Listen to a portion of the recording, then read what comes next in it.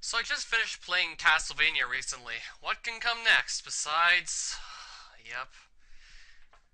Obviously the second one, but...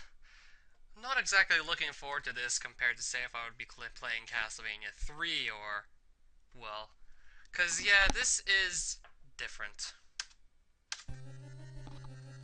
Not necessarily a good kind of different, but... We'll get into more of that as we start playing the game. So let's just start. Game start, player 3. So yeah, 3 lives. Even though they don't matter that much. And if you compare this to the first game, you'll already notice it is very different. Here, it's not linear. You're gonna actually have to talk to people and get clues as to what you need to do next. Buy items. Yes, it's this kind of game. Definitely not one of the best by a long means, but this is kind of where a RPG-esque type of Castlevania started. We're gonna buy the holy water, because I know that we need this item to clear the game. And this dude in the robe sells white crystal, but I can't afford it now.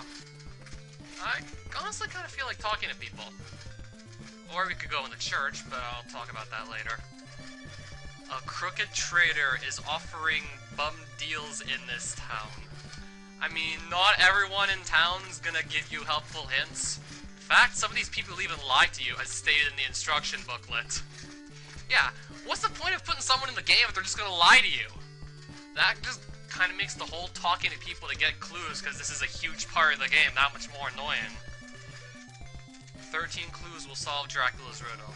Yes, there are 13 clue books scattered throughout the game. This guy is at least telling the truth. You have a friend in Aldra. Go and see him. True, we have to go see him, but we're gonna go to several other places in the game before that. A magic potion will destroy the wall of evil. Yeah, some of these are really cryptic, but if you can understand what this guy is saying, that there's the magic potion, which is holy water, can destroy walls. It's pretty cryptic, but that's exactly what he's saying. Throw holy water in the right place, a wall will break. Clues to Dracula's riddle are in the town of Veros. So yeah, go to another nearby town and talk to more people and they'll give you more random hints. And then, of course, we leave the town.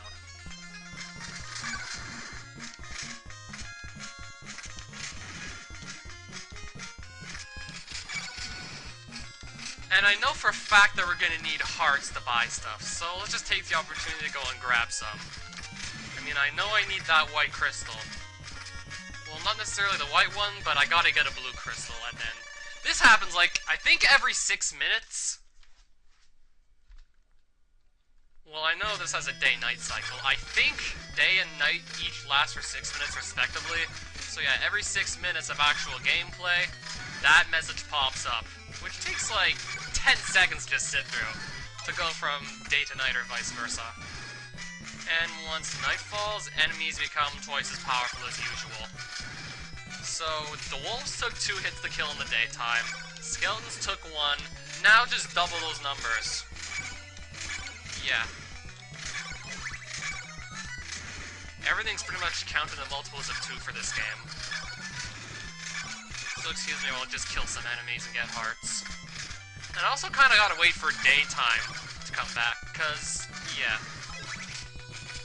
When night falls in Simon's Quest, you can't actually enter any of the buildings. And there's no townspeople either. It's just zombies and more zombies. Yeah, just to demonstrate, I can't go in here. I know I'm gonna be safe here, so let's just open my can of Coke. Excuse me, let me just get that. Because the only enemies in here are zombies, so if I just stay on the stairs, nothing can kill me.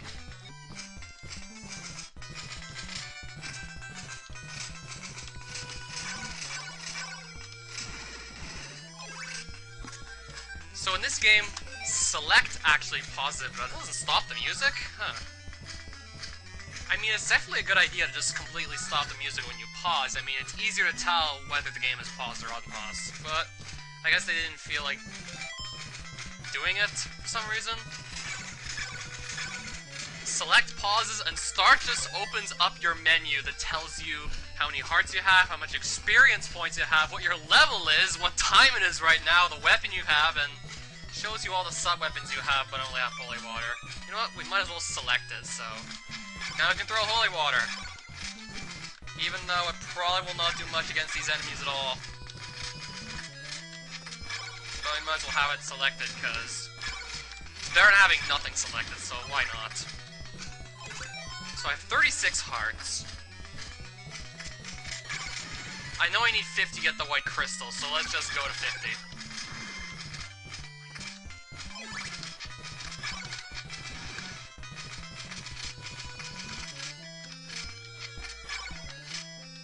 I mean, I'd preferably get all this done before it becomes day. That way I know for sure it won't go dark again before I can get the white crystal.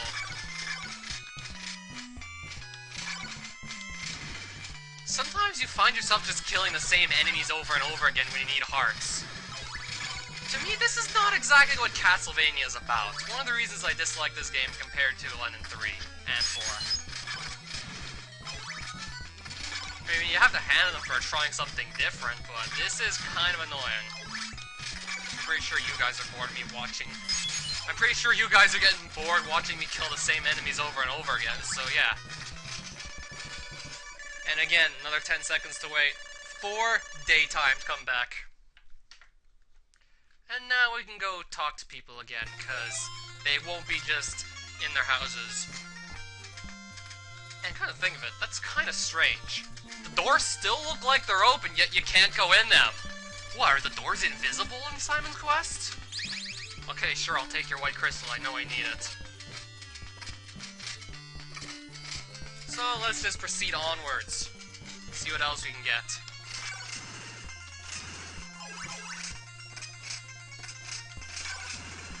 I know for a fact that I want to go to the town of Veros as soon as possible. It would be a good idea, because there's a really good weapon you can pick up there that's like 4 times stronger than this one. Sure, the town I was just in, called Jova, has a... yeah, Thorn Whip it's called. It's twice the power of the whip I have right now, the Leather Whip, but it's usually not the best idea to actually go buy it, because the Chain Whip is also really close to the start of the game, so you might as well just get that instead. Considering Jova and Veros aren't too far apart from each other, you might as well just not even get the Thorn Whip in Jova and just get the Chain Whip in Veros. You'll save 100 hearts that way, yeah, it's generally a good idea. Now we're in some more forest. Just gonna kill everything we see on our way, just to make sure we can get a lot of hearts. I think it's 150 I need for the Chain Whip, and I'm still a long ways away from that.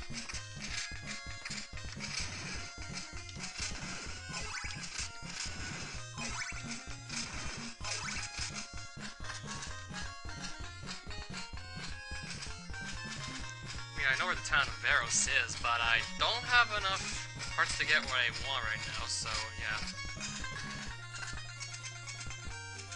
Yeah, let's just talk to the people, why the hell not? A rib can shield you from evil. Yes, one of the items you find in the game, Dracula's rib, while holding it, will actually let you hold up a shield while you're standing, though you can't have the shield while you attack. You look pale, my son. You must rest in the church. Laurels in your soup enhances its aroma. I think I need to explain. The Japanese version of the game, in terms of, like, gathering clues from people, in terms of text, that was bad enough already with people who would lie to you, but the game actually kind of got butchered with the localization and made even worse when we got it over in the Western world. You do not make soup in this game ever, so, like, I don't know what this guy is going on about. Even though laurels are definitely useful in the game. Clues to Dracula's riddle are in the town of Alba. There is no town of Alba. Maybe she meant Aldra. Let's talk to the guy with the cane. Okay, I think he's the one that's saying the town of Alba. Berkeley Mansion, oh. That's very close to the town of Veros, by the way. It's since we lost some health, let's talk to this guy and heal it up.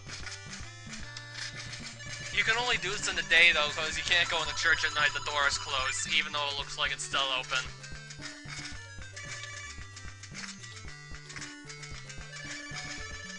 You've got a friend waiting for you in the town of Algiba, which is further to the right, but we'll get into that later.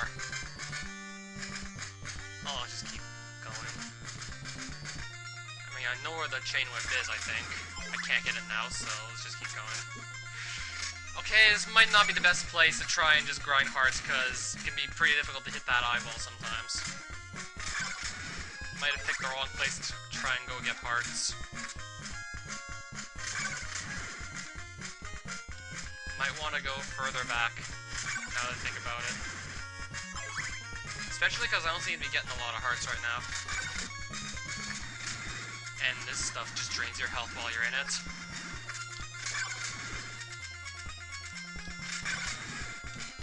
Yeah, I am in the wrong place right now. This is not a good idea. And especially since that thing just respawned. Am I gonna die here? You know what, I'm going back. I'm gonna go to the church, heal up. You know what? Skip the church! It just went dark, so we'll just skip the church.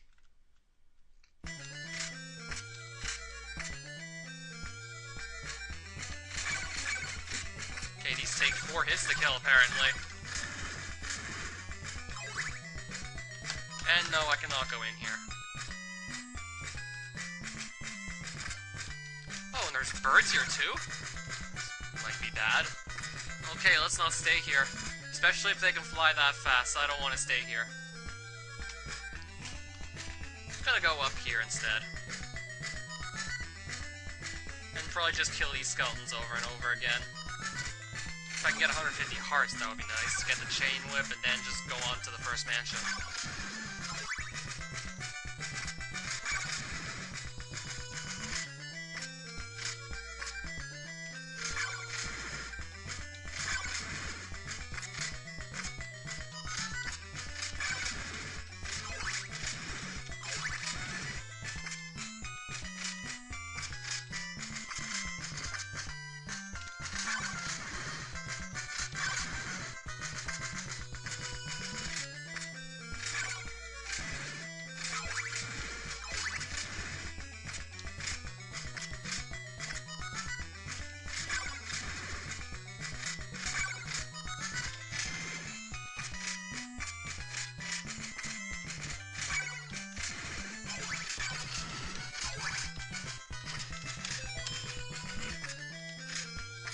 Okay, I think I'm gonna have to tell you about the leveling system, because I think I'm gonna level up after I get 1 more heart.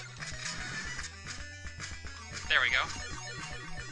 Once you reach a certain amount of experience, you level up. And also, once you reach a certain level, there's a certain zone in the game that just stops giving you experience altogether, so... Now, I think I'll have to just progress further into the game to get experience points. Where the enemies will take, like, more hits to kill. I mean, sure, you can still get hearts, which I know that I need for a chain whip right now, but I know I'm not gonna get any more experience until I progress even further in the game. This is to prevent the player from grinding in, like, a place with easy enemies.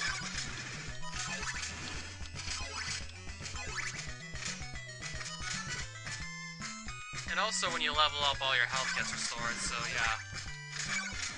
If you can time it in such a way that you can level up as you're about to die, then that's really good. Because that pretty much just gives you all your health, and you'll have to wait to go to a church. Because you can't do that at night. And yeah, here I don't think I have to worry about dying. Very simple enemies, it's really easy to kill them. Think of it, who wants to do this? Even though they kinda gotta do this. Okay, it's still 2:05 in the morning. Once it's 6 o'clock, then it'll be... Oh, really? Oh, I misread that. It was day 2 and it was 5:42 in the morning. So yeah, 6 o'clock was just like no time at all away. So now it's 6:16, 6:19, 6:20. So I think every second is a minute. So yeah, the sun sets at 6 p.m. and it rises at 6 a.m. in this game. All the time.